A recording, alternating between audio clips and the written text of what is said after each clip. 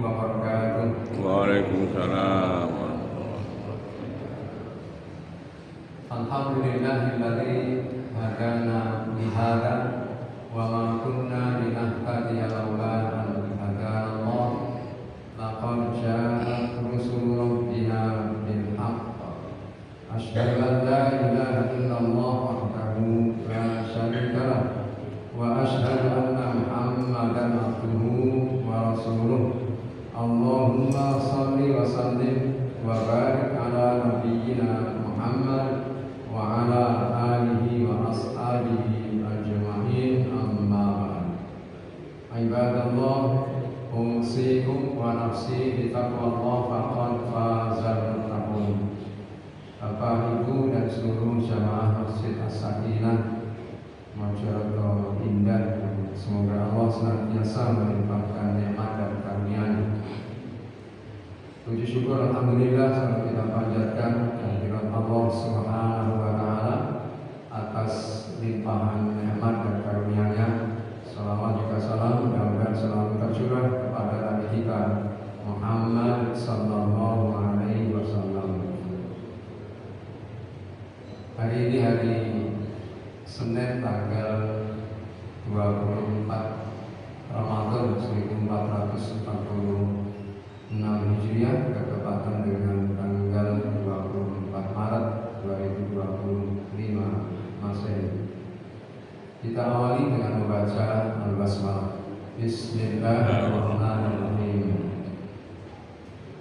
Bapak Ibu yang saya hormati, kita telah berada di akhir bulan Ramadan, di mana ibarat orang yang berlatih dengan suatu keterampilan, maka mestinya di hari-hari ini sudah mulai mempunyai kebiasaan, mempunyai keterampilannya yang sudah terbiasa, yang sudah terlatih semenjak dari awal bulan kemarin, mulai dari puasanya, yakni menahan diri dari makan minum, berhubungan suami istri yang didasari dengan ketaatan kepada Allah.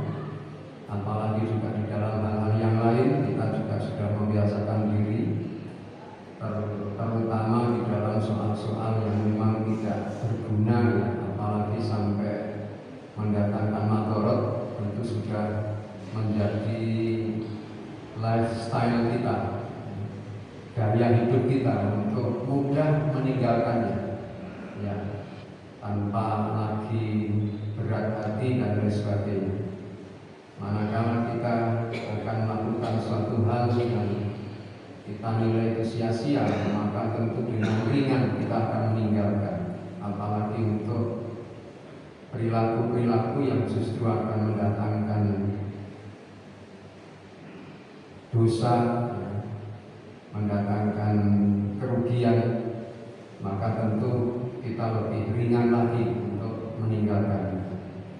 Makanya Rasulullah SAW pernah bersabda di dalam sebuah hadis yang diriwayatkan oleh Imam Ahmad, "Raghima anfu abdin." Jadi rugilah. Rohima itu sebenarnya maknanya adalah gerowong. Gerowong itu apa bahasa Indonesia-nya? Bolong. Bahasa Jawanya ya gerowong. Gerowong, cuil, ya, cuil hidungnya. Kata Rasulullah, cuil hidung seorang hamba, cuil hidung seorang hamba. Itu sampai beberapa kali. Lalu para sahabat bertanya, siapa wahai Rasulullah orang yang engkau sebut cuil ujung hidungnya tadi? Maka Rasulullah kemudian mengatakan, man dakhala alaihi Ramadan falam yughfarlah, yaitu orang yang mendapati bulan Ramadan, kemudian Ramadan berlalu dalam keadaan dosa-dosanya belum diampuni. Ya, jadi merugi orang yang seperti itu. yang seperti hidungnya gerowong tadi, hidungnya cuil. Apabila masuk ke Ramadan tapi tidak memanfaatkan Ramadan itu dengan maksimal untuk tadi itu, mulai dari melatih diri untuk taat kepada Allah, meninggalkan hal-hal yang tidak berguna, meninggalkan hal-hal yang justru mendatangkan madharat, mafsadat, ya, itu tidak dilakukan, berlatih meninggalkan semuanya tadi itu. Lalu begitu Ramadan lewat, sudah 24 hari atau bahkan nanti setelah selesai, lalu tidak diampuni dosa-dosanya, artinya dia kemudian kembali lagi ke posisi sebelum bulan Ramadan itu, kembali kepada kebiasaan yang buruk tanpa bisa mengambil pelajaran-pelajaran di dalam bulan Ramadan kemarin itu, ya, tidak dimanfaatkan untuk membiasakan diri membuat hobi. Apa hobinya? Yakni tadi meninggalkan hal-hal yang tidak baik dan meninggalkan hal-hal yang mendatangkan madharat, tidak dilakukan. Sehingga begitu selesai Ramadan, ya akan balik lagi seperti sedia kala sebelum bulan Ramadan datang, kebiasaan-kebiasaan buruknya masih juga tetap. Nah, ini artinya begitu masuk Ramadan dan begitu keluar, dosa-dosanya belum diampuni. Oleh sebab itu, Bapak Ibu yang saya hormati, Rasulullah SAW itu semakin kesini, ya, di bulan Ramadan itu semakin bulan Ramadan yang mencapai ke akhir-akhir seperti saat ini, beliau terus meningkatkan, mengoptimalisasikan ibadahnya. Bahkan tidak hanya kualitasnya yang dioptimalkan, tetapi juga kuantitasnya ditambah dengan i'tikaf. Dan dalam sebuah riwayat disebutkan bahwa beliau mengencangkan ikat pinggang, ya, atau mengencangkan sarungnya. Maksudnya wis aja dipikir masalah sarung, ya, aja mikir sarung, termasuk itu sebenarnya simbolik, ya, ungkapan simbolik, termasuk yang di dalam sarung. Maksudnya apa? Sudah tidak lagi menggauli istrinya. Itu keterangannya begitu.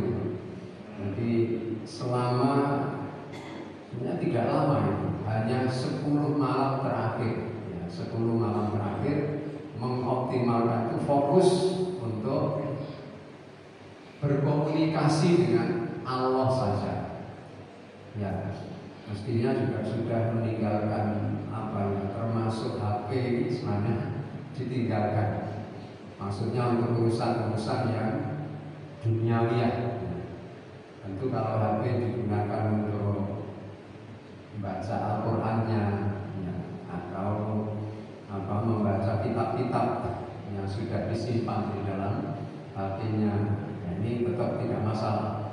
Tetapi kalau HP di tangan dan kemudian masih juga, ya, WA grupan, ya, grup WA-an, kemudian buka YouTube dan lain sebagainya, ini kurang tepat. Bapak Ibu yang saya hormati,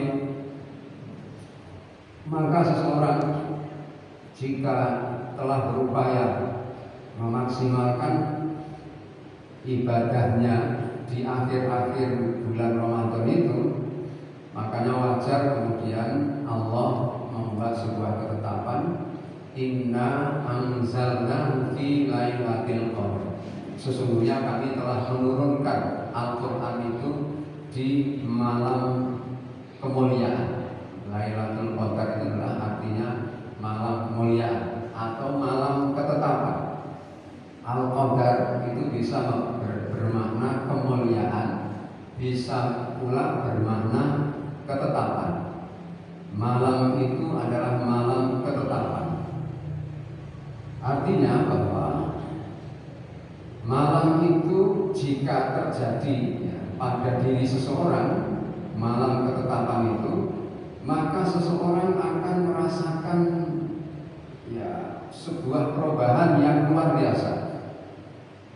Karena tadi prosesnya dari awal tadi memang orang ini sudah melakukan pelatihan-pelatihan, ya, melatih dirinya untuk membiasakan melakukan kebaikan-kebaikan tahap demi tahap telah ditempuh hingga kemudian mencapai di 10 hari terakhir itu. Begitu masuk 10 malam terakhir itu, maka akan mengalami perubahan yang luar biasa.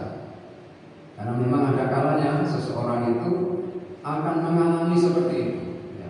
Saya yakin Bapak Ibu pernah mengalami, sekalipun tidak di bulan Ramadan, ya. Ketika dalam kondisi sendirian, ya, terkadang kita ini merenung, berpikir sendiri, lalu tiba-tiba akan menyadari akan kesalahannya, dosa-dosanya. Maka ketika itu seseorang akan lalu memperbaiki diri, ya, karena kesadaran terhadap kekurangannya, kesalahannya, pasti akan kemudian memperbaiki diri, ingin lebih baik, ingin menyempurnakan yang sudah baik kemarin itu. Kesalahan-kesalahannya akan diperbaiki dan lain sebagainya.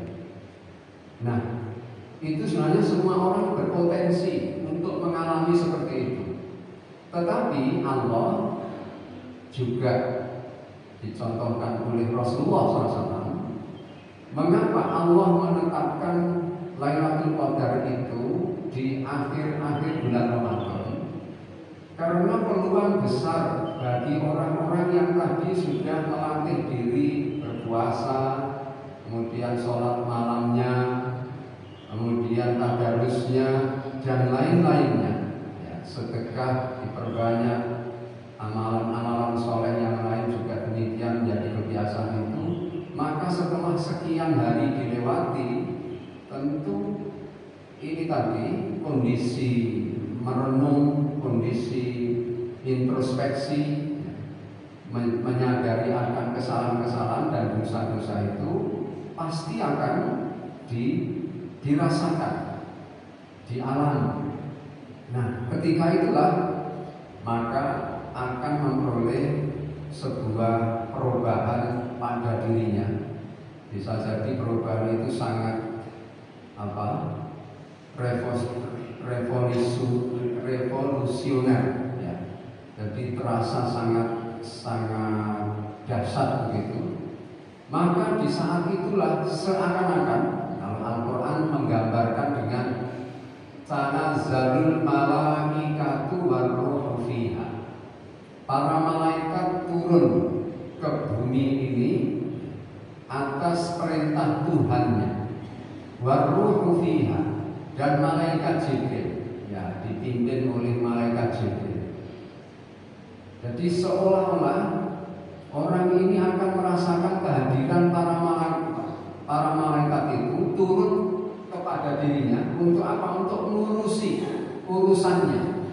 Artinya malaikat itu datang untuk membimbing, untuk mengarahkan, mengendalikan proses hidupnya untuk selanjutnya. Salamun hiya hatta matla'il fajr. Nah, ini kalau dalam hadis-hadis kan kita baca ciri-ciri seseorang memperoleh Lailatul Qadar. Ciri-ciri fisik baik si yang memperoleh Lailatul Qadar maupun ciri-ciri alam itu kan diterangkan. Meskipun hadis-hadisnya sesungguhnya masih diperselisihkan kesahihannya, tetapi secara logika, ya, tadi orang yang mengalami, ya, kesadaran yang luar biasa tadi itu akan kesalahannya, dosa-dosanya, lalu memperbaiki diri tadi itu, kemudian dia akan mengalami perubahan yang luar biasa, maka pikiran, hatinya, dan pergerakannya pasti akan melakukan hal-hal yang positif ke depannya itu. Nah, ini seolah-olah para malaikat hadir membimbingnya. Dan yang dirasakan oleh orang yang bersangkutan adalah salamun hiya. Jiwanya itu jadi tentram, damai. Dan inilah yang dijanjikan oleh Allah. Salamun hiya hatta matla'il fajar, hingga terbit fajar. Kalau di terjemahan begitu bunyinya, sampai terbit fajar. Sesungguhnya bisa juga dimaknai tidak hanya sampai terbit fajar di pagi hari. Itu yang dimaksud adalah sampai orang ini meninggal dan kemudian nanti dibangkitkan kembali di padang mahsyar. Itu dalam keadaan damai, sejahtera itu. Salamun hiya hatta matla'il fajar. Itu yang dimaksud dengan surah Al-Qadar. Jadi jika ini dialami oleh seseorang setiap tahunnya, maka ya tadi, ya, Lailatul Qadri khairun min alfi syahr. Ya, meskipun memang di dalam kita memahami Al-Quran itu, di samping kita harus memahami tekstualnya itu, ya, secara harfiah, tapi juga harus dilengkapi dengan kontekstualnya. Sebab turunnya surah itu latar belakang diturunkannya surah itu apa? Menurut beberapa riwayat, sebab turunnya surah Al-Qadar adalah karena Rasulullah SAW itu pernah menceritakan di hadapan para sahabat mengenai keutamaan orang-orang terdahulu. Di antaranya ada 4 laki-laki Bani Israel yang selama 80 tahun penuh, ya, 4 orang ini menggunakan waktu-waktunya untuk beribadah kepada Allah tanpa kedurhakaan, tanpa berbuat dosa sedikit pun. Selama 80 tahun itu, waktu malamnya digunakan untuk sholat, untuk beribadah, waktu siangnya digunakan untuk jihad fi sabilillah, tanpa ada waktu yang hilang sia-sia. Maka ketika Rasulullah menceritakan hal itu, para sahabat kagum, ya. Wah, kalau demikian wahai Rasul, kita tentu tidak bisa menyamai tingkatan mereka itu. Sedangkan kita ini paling umurnya kisaran 60 sampai 70 tahun itu. Maka kemudian malaikat Jibril datang kepada Nabi SAW lalu mengatakan, "Hei Muhammad, umatmu kagum kepada mereka. Ketahuilah bahwa sesungguhnya Allah telah membuat satu ketetapan." Jadi maksudnya mereka tidak perlu kagum kepada orang-orang tadi itu yang kamu ceritakan tadi. Sesungguhnya Allah telah menetapkan satu ketetapan, yaitu satu malam. Kemuliaan itu nilainya lebih baik daripada seseorang yang melakukan kebaikan di luar Lailatul Qadar itu, ya, di luar malam kemuliaan itu, selama 80 tahun, ya. Selama 80 tahun berturut-turut tadi itu tanpa melakukan keberakan sedikit pun tadi itu. Maka satu malam tadi itu apabila seseorang melakukan kebaikan, apapun kebaikannya itu, maka kebaikannya itu lebih daripada seseorang yang melakukan kebaikan di luar malam itu selama 80 tahun itu, alias berapa? 1000 bulan. 1000 bulan itu sama dengan 83 tahun lebih 4 bulan. Ya. Maka kemudian Rasulullah SAW setelah menerima wahyu itu surah Al-Qadar lalu menyampaikan, membacakan surah ini di hadapan umatnya. Maka mereka sangat bergembira. Ini adalah suatu berita yang menggembirakan, karena satu malam saja bisa mengalahkan seseorang yang melakukan kebaikan selama 80 tahun tanpa berbuat dosa tadi itu di luar Lailatul Qadar. Ya, oleh sebab itu Bapak Ibu yang saya hormati, tinggal beberapa hari kita akan melewati bulan Ramadan. masih diberi umur panjang, ya ini merupakan ungkapan rasa syukur kita. Tentu kita sebagai seorang muslim mukmin yang baik tidak mencukupkan diri bersyukur kita dengan hanya mengucapkan alhamdulillah. Meskipun alhamdulillah mesti selalu terucap oleh lisan kita, karena memang yang paling doa yang paling bagus itu adalah alhamdulillah. Jadi dalam kondisi seperti apapun ya alhamdulillah. Jangan sampai Rasulullah diberi postur tubuh yang gemuk ya alhamdulillah. Karena kalau tidur di mana saja tidak usah geger kasur, langsung bisa geletak, geleser. Diberi postur tubuh yang kurus ya alhamdulillah. Karena kalau membeli bahan pakaian tidak usah banyak-banyak, tidak usah lebar-lebar, sedikit saja sudah cukup. Dikaruniai hidung yang pesek ya alhamdulillah, karena memang kita rata-rata ya pesek orang Indonesia. Alhamdulillah. Karena kelebihannya kalau nyayang anak cucunya bisa nempel banyak, kalau inceng-inceng bisa mepet, katanya gitu. Diberi hidung mancung ya alhamdulillah, nambah kecantikan, nambah ganteng dan sebagainya. Diberi postur tubuh yang tinggi ya alhamdulillah. Kalau benaknya lampu di atas, anci-anci ora usah dhuwur-dhuwur.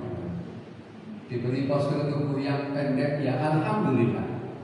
Karena kalau ngepel katanya nggak usah dodol, katanya begitu. Ya, intinya bahwa ungkapan rasa syukur itu harus kita wujudkan dalam perilaku. Jangan hanya di lisan saja. Cari alasan kebaikan-kebaikan dari apa yang Allah karuniakan itu. Jangan justru mencari alasan untuk bagaimana tidak mensyukuri, mencari alasan untuk nyacat, ya, maidu, Gresula, ya.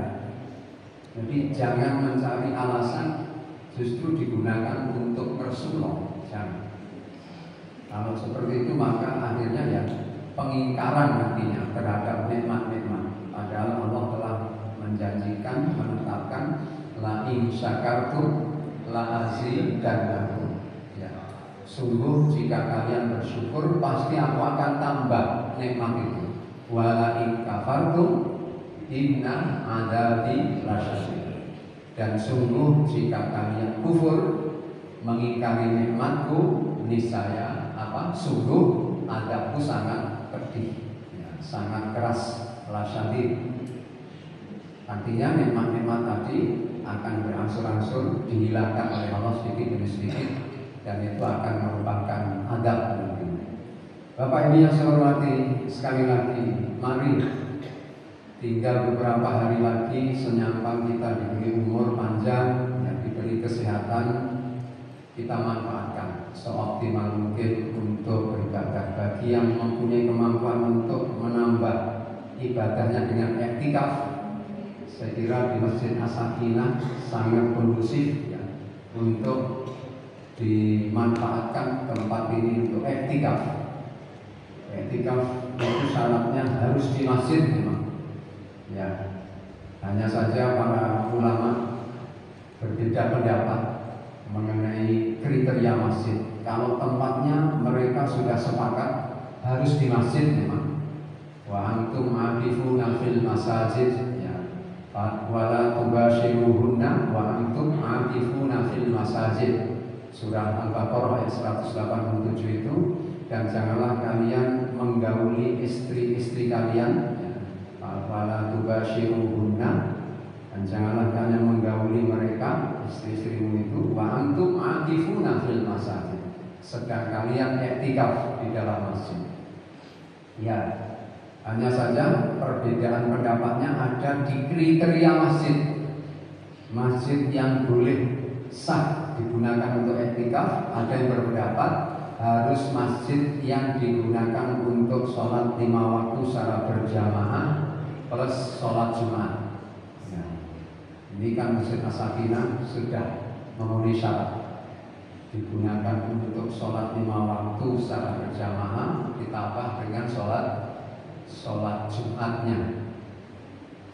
Ada pula yang berpendapat bahwa i'tikaf sah di masjid yang digunakan untuk melaksanakan sholat 5 waktu secara berjamaah meskipun tidak digunakan untuk sholat Jumat.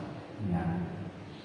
Nah, ini nampaknya yang justru kedua inilah yang mayoritas ulama menyepakatinya.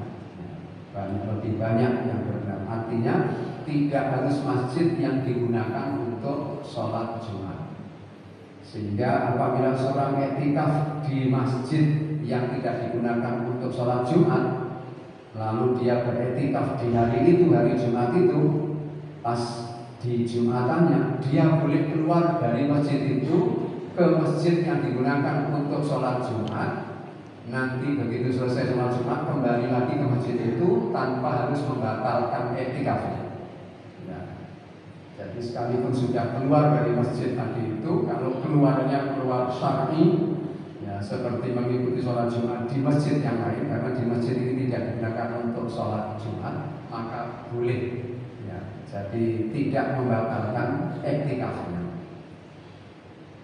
Karena memang i'tikaf itu harus pada kondisi suci ya, dan bersuci. Wanita yang haid ya, tidak bisa melaksanakan i'tikaf ya. Tapi kalau sudah suci maka harus bersuci dan kemudian baru berniat untuk i'tikaf, karena Allah berdiam diri di dalam masjid. Apa yang dilakukan? Ya beribadah, mulai dari zikir, baca Al-Quran, dan amalan-amalan yang lain seperti sholat 5 waktu, sholat sunnah rawatib, kapan saja, tidak harus malam hari sebenarnya. Jadi siang boleh, malam boleh. Berapa lama? Ya mestinya idealnya ya mulai dari masuk kemarin, masuk 10 malam terakhir sampai nanti selesai, sampai akan melaksanakan sholat idnya. Mestinya berangkatnya dari masjid, idealnya begitu. Tetapi boleh tidak, hanya di sebagian waktu boleh. Ya, selama bisa digunakan waktu itu untuk tadi berzikir, baca Al-Quran, ya, atau amalan-amalan yang lain di dalam masjid itu, sehingga paling membutuhkan waktu, makan waktu tidak lama, ya, setengah jam, 1 jam, maka sudah sah i'tikafnya. Boleh tidak i'tikaf berkali-kali di dalam masjid tadi? Boleh. Ya, Rasulullah itu awal mulanya i'tikafnya itu begitu masuk bulan Ramadan sudah i'tikaf. Lalu begitu selesai 10 malam terakhir, ya, 10 malam yang pertama, 10 hari yang Ramadan 1 sampai 10 itu selesai, malaikat Jibril datang. Hei Muhammad, apa yang engkau cari itu sesungguhnya ada di depan. Maksudnya adalah i'tikafmu itu bukan di 10 hari pertama itu, harusnya kamu i'tikaf di malam-malam berikutnya. Maka Rasulullah kemudian i'tikaf lagi, melanjutkan. Begitu selesai di 10 malam yang kedua, malaikat Jibril datang lagi. Kemudian mengatakan, hei Muhammad, apa yang kau cari itu sesungguhnya ada di depan. Artinya di 10 malam yang terakhir itu tadi. Maka Rasulullah kemudian beriktikaf lagi, melanjutkan. Jadi intinya iktikaf itu sebenarnya kapan saja, tidak harus di 10 malam terakhir bulan Ramadan. Tetapi memang di 10 malam terakhir bulan Ramadan itu sangat amat dianjurkan. Di luar bulan Ramadan pun kita dianjurkan untuk iktikaf. i'tikaf. Baik, Bapak Ibu yang saya hormati, ini kira-kira yang dapat saya sampaikan. Sekali lagi, nyampang kita diberi umur panjang, diberi kesehatan, selama kita bisa memanfaatkan untuk beribadah kepada Allah, untuk memperbanyak amal ibadah, maka mari kita gunakan supaya tidak terjadi penyesalan di kemudian hari. Karena banyak orang-orang tidak usah menunggu di alam akhirat. Kalau di alam akhirat pasti nanti setiap orang akan mengalami penyesalan yang luar biasa. Makanya dalam surah Al-Jumu'ah itu kan disebutkan apa itu? Rabbi laula akhartani ila ajalin qarib fa asaddaqa wa aku minas sholihin. Tuhanku, aku diberi tangguh barang sesaat saja, ya, niscaya aku akan bersedekah dan niscaya aku akan termasuk ke dalam golongan orang-orang yang soleh.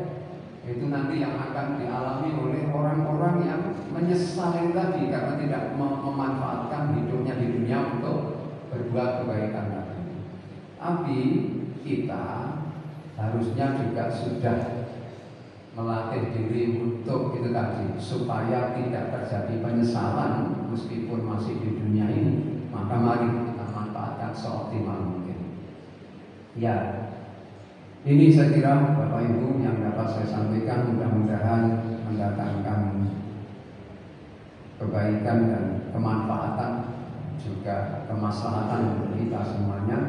Ada kekurangan dan kesalahan, mohon maaf. Billahi taufik. Kita tutup dulu dengan bacaan Subhanakallahumma wa bihamdik asyhadu an la ilaha illa anta astaghfiruka wa atubu ilaik. Walhamdulillahi rabbil alamin. Wassalamualaikum warahmatullahi